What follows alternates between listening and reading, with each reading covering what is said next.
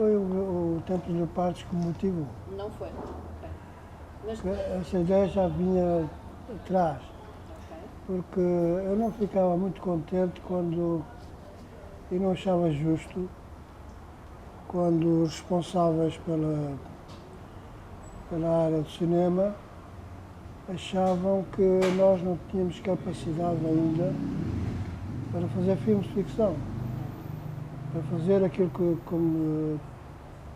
como diziam, o nosso filme. Não é? E eu achava que era preciso dar a volta. Não é? Era preciso dar a volta e provar que sim, mesmo com todas as deficiências que nós tínhamos já alguns anos de prática já. Nenhum de nós tinha escola, tinha frequentado uma escola de cinema, nem o DEC, nem coisa parecida, mas a nossa escola era no Instituto Nacional de Cinema, era a prática diária. E eu achava que nós tínhamos feito essa prática com muita vontade, muita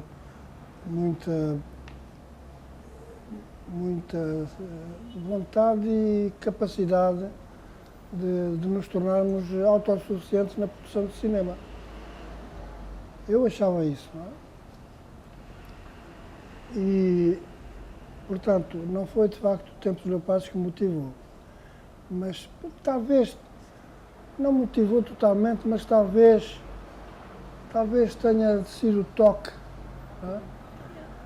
Porque também me aborrecia o que estava a acontecer, porque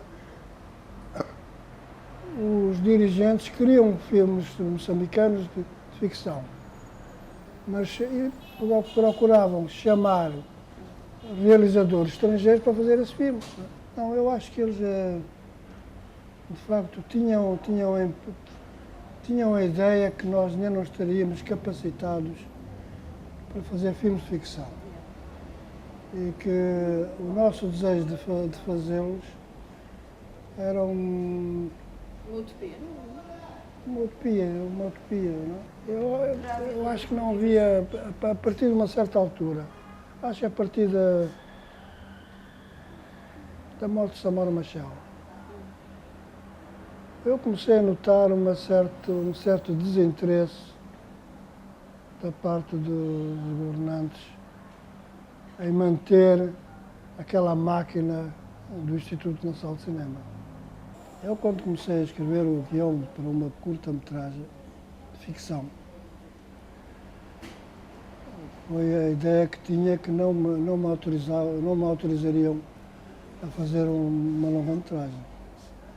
No entanto, curiosamente, o nosso Ministro da Informação da altura, José Luís Cavasso, um grande conhecedor de cinema,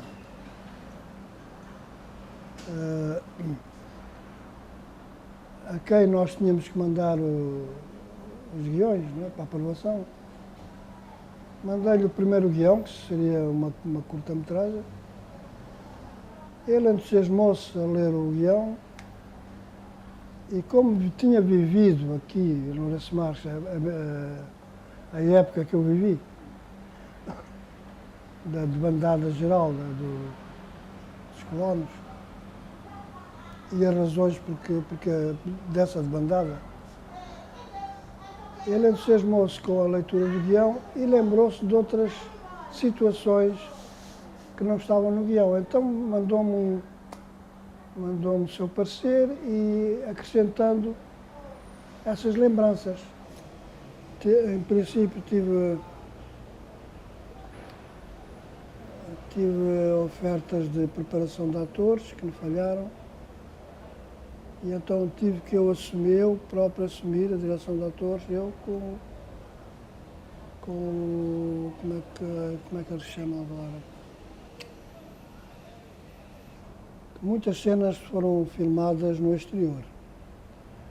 E nós não tínhamos capacidade para mandar parar o trânsito e outros ruídos que aconteciam, não é? Normais, na cidade. E então, os diálogos captados nessa situação, como na Baixa, por exemplo, saíam sujos, não é? Tem ruídos. Sujos de outros ruídos. E então fui obrigado a fazer uma coisa, nós fomos obrigados a fazer uma coisa que nunca tínhamos feito. Eu sabia mais ou menos como era feito. O Gabriel também tinha umas noções sobre isso. E entregámos ao trabalho, que era o quê? Arranjar uma máquina, inventar uma máquina que nós não conhecíamos. Elas existiam, mas não conhecíamos nenhuma. Inventar uma máquina que nos permitisse dobrar as vozes dos atores em estúdio. Isso foi uma trabalheira infernal.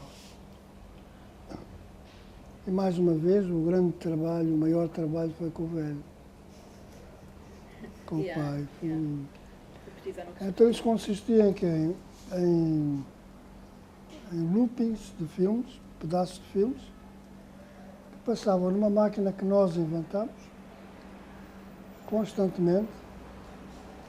O ator estava em pé a ver a projeção desse pedaço de filme, o ator, onde ele entrava a dialogar, e ele ouvia tantas vezes quantas achasse que estava pronto a falar sobre aquela voz. Então, quando ele estava pronto para falar, para cobrir aquela voz, fazia-o, e eu estava a ouvir, a escutar uma voz e outra. E foram várias vezes repetidas, até à altura que eu dizia, ok, está certo, está correto.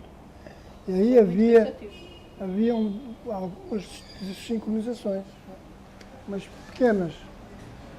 Mas foi o melhor que se pôde fazer. E foi uma máquina que nós inventámos lá. Sim, passou a ter o seu nome. Acho que foi o Gabriel que deu o nome de Cardex. Ela Ela conhece melhor isso porque ela era a chefe da distribuição e controlava essa área. Mas, pelo que me lembro, o filme teve praticamente sempre cheia. enchentes durante um mês. E a totalidade dos espectadores na África foi pouco mais de 100 mil 100, espectadores. ok. Esse número é diferente do que eu tinha visto. O resto das províncias, não sei, lá é que O filme foi quê? A quais províncias? A Beira? E Beira, Cabo fundamentalmente Beira, mas eu penso, a ideia com que eu fiquei é que a distribuição não foi muito bem feita por todo o país. Houve províncias do país que nunca viram o filme. Podem ver agora.